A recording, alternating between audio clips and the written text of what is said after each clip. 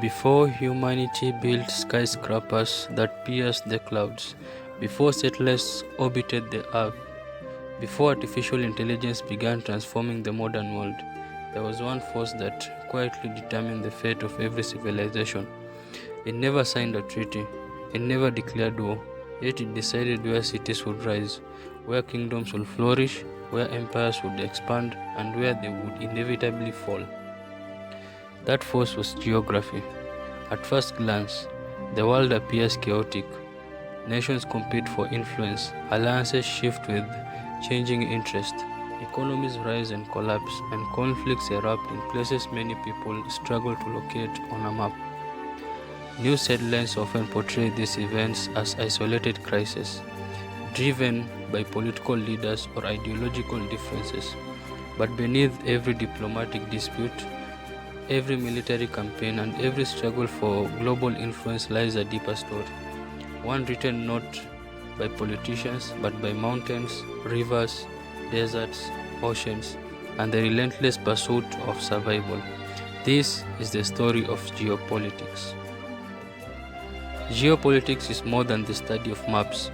It is the study of how geography shapes power. It seeks to answer one of history's oldest questions. Why do some nations become great powers while others remain vulnerable? Why have certain regions become centers of civilization while others have remained isolated? Where are some waterways worth fighting for? And why do empires repeatedly clash over the same pieces of land generation after generation? To answer these questions, we must travel back, not hundreds of years, but thousands. Long before borders were drawn and flags were raised, humanity lived as scattered groups of hunters and gatherers. For countless generations, survival depended on following migrating animals, seasonal rainfall, and the changing rhythms of nature. Permanent settlements were almost impossible because food was unpredictable, and moving was often the only way to survive. Everything changed around 12,000 years ago. As the last ice age came to an end, the Earth's climate gradually stabilized. Temperatures became warmer, rainfall patterns became more predictable, and fertile landscapes began to emerge across several parts of the world. Human beings slowly discovered that seeds could be planted, crops could be harvested, and animals could be domesticated. The agricultural revolution transformed history forever. For the first time, communities could remain in one place. Villages became towns, towns evolved into cities, populations expanded rapidly, creating the need for organized leadership, laws, trade, taxation, and defense. Civilization had begun, but not every location offered the same opportunities. Nature distributed its advantages unevenly. Some regions possessed fertile soil enriched by annual floods, others contained fresh water throughout the year. Some enjoyed temperate climates ideal for agriculture, while others were dominated by unforgiving deserts or frozen landscapes. Geography did not make success inevitable, but it created opportunities that some societies could seize more easily than others. No factor proved more important than rivers. Across history, nearly every great civilization emerged beside a dependable river system. The Nile gave birth to ancient Egypt. Every year, its predictable floods deposited nutrient-rich silt across the surrounding land, allowing farmers to harvest abundant crops. Protected by the Sahara Desert to the west and south, and by the Mediterranean Sea to the north, Egypt enjoyed natural defensive barriers that allowed one of history's longest-lasting civilizations to flourish. To the east, between the Tigris and Euphrates rivers, another civilization emerged in a region the ancient Greeks would later call Mesopotamia, the land between rivers. Here, cities such as Ur, Uruk, and Babylon became centers of innovation. Writing, mathematics, monumental architecture, and some of the world's earliest legal systems developed in this fertile crescent, laying foundation upon which future civilization would build. Further east, the Indus River supported sophisticated urban centers such as Harappa and Mohenjo-Daro. Remarkable for their planned streets, drain systems, and architectural precision, In China, the Yellow River nurtured dynasties whose political and cultural influence will endure for millennia. These civilizations developed independently, separated by deserts, mountains, and immense distances, yet they all shared one crucial characteristic. Geography provided them with reliable access to water, fertile land, and transportation. Rivers became ancient highways, carrying people, crops, ideas, and commerce across expanding societies. But geography offered more than prosperity. It also created vulnerability. A fertile river valley could feed millions, but it also attracted ambitious neighbors. Wealth invited conquest. Cities filled with grain, gold, and skilled artisans became irresistible prizes for expanding kingdoms. History soon became a cycle of growth, competition, conquest, and renewal. As populations expanded, rulers searched for additional farmland, strategic resources, and secure trade routes. Armies marched beyond their borders, not merely for glory, but because geography demanded it. Nations lacking fertile land sought new territory. Kingdoms without natural defenses built larger armies. States cut off from trade searched desperately for access to the sea. Power was never simply about military strength. It was about location. Some civilizations benefited from formidable natural barriers. The Himalayas shielded much of the Indian subcontinent from large-scale invasions from the north. Vast deserts protected Egypt for centuries. Dense forests slowed invading armies across parts of Europe, yet geography could also isolate. Mountain ranges that protected communities often prevented communication with neighboring regions. Islands enjoyed security from invasion but frequently depended on maritime trade for survival. Deserts hindered armies while simultaneously restricting economic development. Every geographical advantage carried its own limitations. Then there were the seas.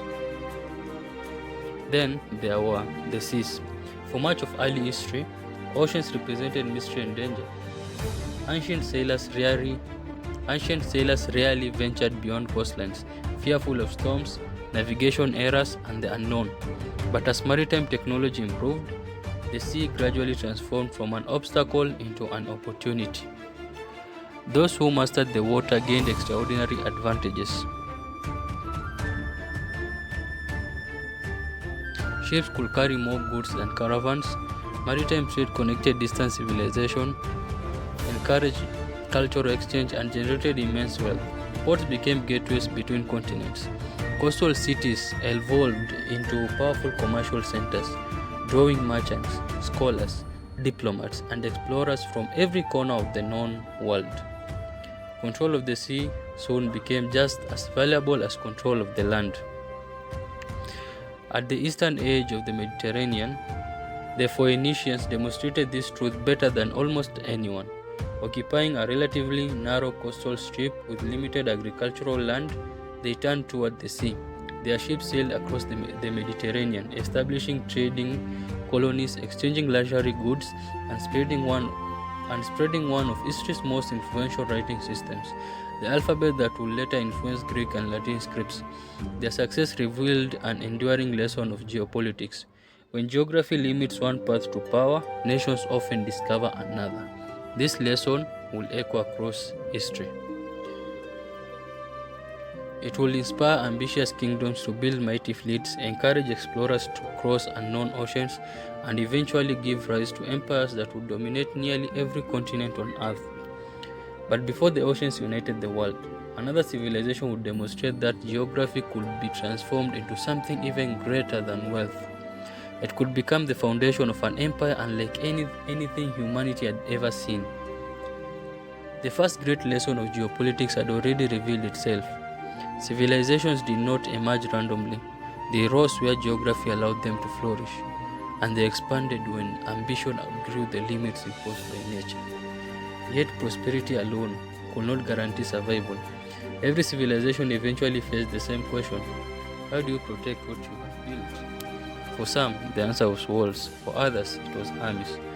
But for a handful of remarkable civilizations, the answer lay in mastering both the land and the sea. Along the rugged coastline of the Aegean Sea, A landscape unlike the fertile river valleys of Egypt or Mesopotamia gave rise to a very different kind of civilization. Ancient Greece was fragmented by steep mountains, narrow valleys, and hundreds of islands scattered across brilliant blue waters. Unlike Egypt, there was no great river to unite the land. Unlike Mesopotamia, there were no vast plains capable of supporting a single centralized kingdom. Instead, geography encouraged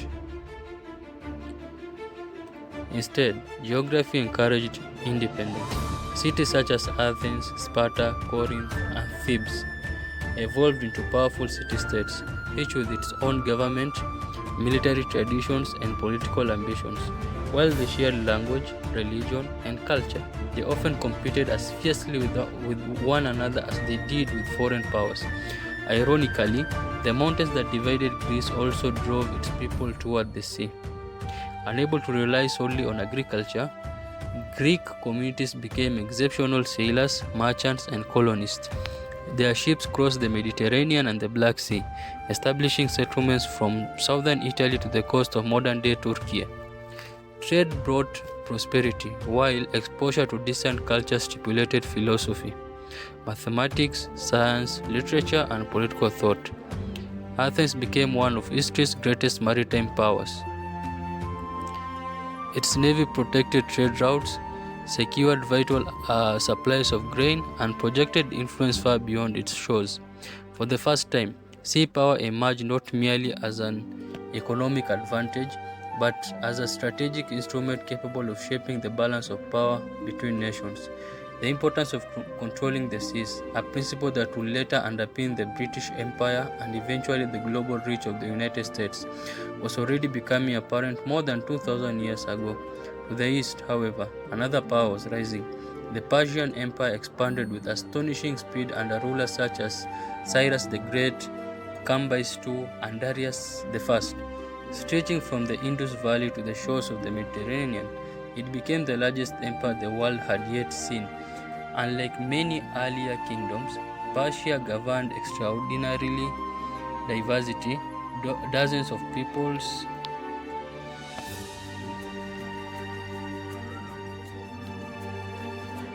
Unlike many earlier kingdoms, Persia governed extraordinary diversity, dozens of peoples, languages, and religions existed within its borders. Maintaining such an empire required more than military strength, it required infrastructure.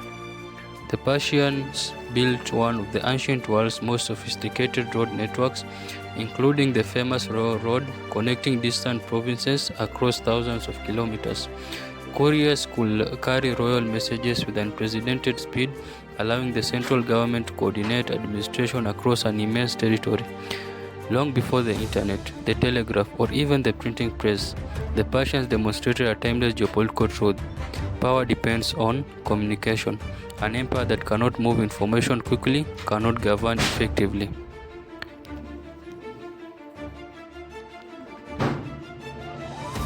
This story continues in the next chapter of our journey. If you enjoyed this video and want more in-depth stories about history, geopolitics, and international relations, don't forget to like this video, share it with others who love history, and subscribe to the channel. Your support helps us continue bringing carefully researched stories from around the world.